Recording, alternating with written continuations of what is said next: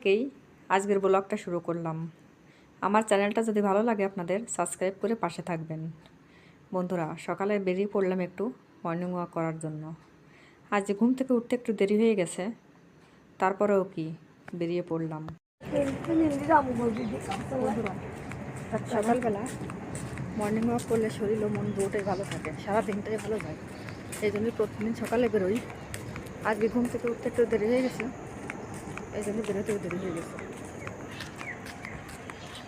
চিটাগাংয়ের রাস্তাগুলো খুব সুন্দর হাঁটার জন্য। সকালে প্রচুর মানুষ বেরোয়। এখানে যাদের ডায়াবেটিস আছে সকালে ঘুম থেকে উঠে হাঁটার জন্য রেডি হয়ে যায়। আর এমনি সকালবেলা হাঁটলে ডায়াবেটিস থাকুক আর না থাকুক, হাঁটলে মনটা খুব ফ্রেশ হয়ে যায়। আমাদের তো ডায়াবেটিস নেই, তারপরেও প্রতিদিন সকালবেলা 1-1.5 ঘন্টা হাঁটি। সারাদিনটা পাতলা লাগে, তাহলে এত ঘরের ভিতর বদ্ধ ঘরে তেমন একটা ভালো লাগে না। সকালবেলা পরিবেশটা খুব সুন্দর, দেখুন কত সুন্দর, খুব সুন্দর রাস্তা। আর হাঁটাহাঁটি করার জন্য এই রাস্তাটা খুব ভালো। আর সকালবেলা গাড়িও কম চলে, কিন্তু আজকে একটাই সমস্যা, 7:30 বেজে গেছে। তারপরে মনে করলাম যে অনেকদিন বেরোই না, এই জন্য হাঁটতে একটু বেরিয়ে পড়লাম। দেখুন দুই দিক দিয়ে মাঠ আর মাঝখান দিয়ে রাস্তা, খুব সুন্দর পরিবেশ। যদি একটু সকাল করে বেরোতাম প্রচুর মানুষ হাঁটতে দেখা যেত। এখন মানুষের একটাই সমস্যা, বেশিরভাগ মানুষের ডায়াবেটিস। আর ডায়াবেটিস মানে সকালবেলা ঘুম থেকে উঠে হাঁটা। দেখুন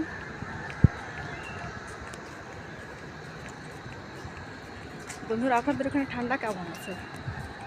আমাদের এখানে তো ঠান্ডা আছে মোটামুটি, রাত্রিবেলা একটু বেশি ঠান্ডা ছিল। ভিডিও করার জন্য সবসময় পেছনে পড়তে হয়। দেখুন আমার সাথে যে এসেছে উনি কত সামনে আর আমি কত পিছনে পড়ে গেছি। অনেক জমি এখনও কাটা হয়ে গেছে, আবার অনেক জমি কাটা হয়নি। সোনালি ধান দেখতে খুব সুন্দর লাগে। আপনাদের কাছে কেমন লাগে জানাবেন। হাঁটতে বেরিয়েছিলাম 7টার পরে, এখন বাজে 8টা। পুরো 1 ঘন্টা হেঁটে চলে আসলাম। যতই বেলা হোক না কেন একটু হাঁটলে শরীরটা ভালো লাগে, তাই সকালবেলা হেঁটে চলে আসলাম। অন্যান্য দিন 7টার ভিতর ঢুকে যাই বাসায়, আজকে অনেকটা দেরি হয়ে গেছে। এখান থেকে যে নাস্তা বানাতে হবে, তারপরে খাওয়া না, শেষের দিকে প্রায়।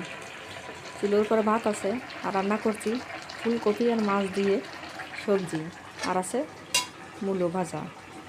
2টো মাত্র মূলো ছিল, সেগুলো ভাজি করলাম। মূলোর সবজি আমার তেমন একটা ভালো লাগে না, তার জন্য ভাজি করেছি। আর ফুলকপি মাছ দিয়ে রান্না করেছি। দুপুরের খাবার আজকে। বিকেল টাইম মানে চায়ের আড্ডা, আর বিকেল হলেই চা তো খেতেই হবে। বন্ধুরা, আপনাদের ওখানে ঠান্ডা কীরকম পড়ছে? আমাদের এখানে প্রচুর ঠান্ডা। আপনাদেরকে চা খাওয়া হয়ে গেছে? বিকেলেরটা চাটা হয়ে গেছে, এখন নামিয়ে নেব।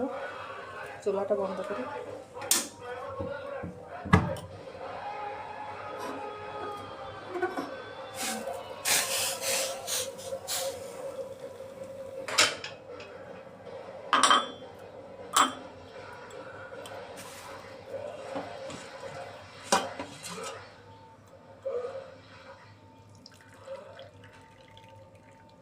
সকাল অথবা বিকেলে শীতকালে ব্যালকনিতে বসে চা খাওয়ার মজাটাই অন্যরকম। আমি প্রতিদিন সকালে অথবা বিকেলে ব্যালকনিতে বসে চা খাই। সকালে বেশি মজা লাগে, রোদ এসে লাগে ব্যালকনিতে, গাটা খুব গরম হয়। আর আমাদের ব্যালকনির সাইডে একটা পুকুর আছে, অনেক বড় পুকুর। আর আছে ফসলের মাঠ, খুব সুন্দর লাগে। দেখুন এই যে এই সাইডে মাঠটা অনেক সুন্দর। কৃষক এখন কাজ করছে মাঠে, বিভিন্ন ধরনের সবজি চাষ করেছে। বন্ধুরা, আমার চ্যানেলটা যদি ভালো লাগে সাবস্ক্রাইব করে পাশে থাকবেন। সবাইকে অসংখ্য ধন্যবাদ ভিডিও দেখার জন্য। নমস্কার।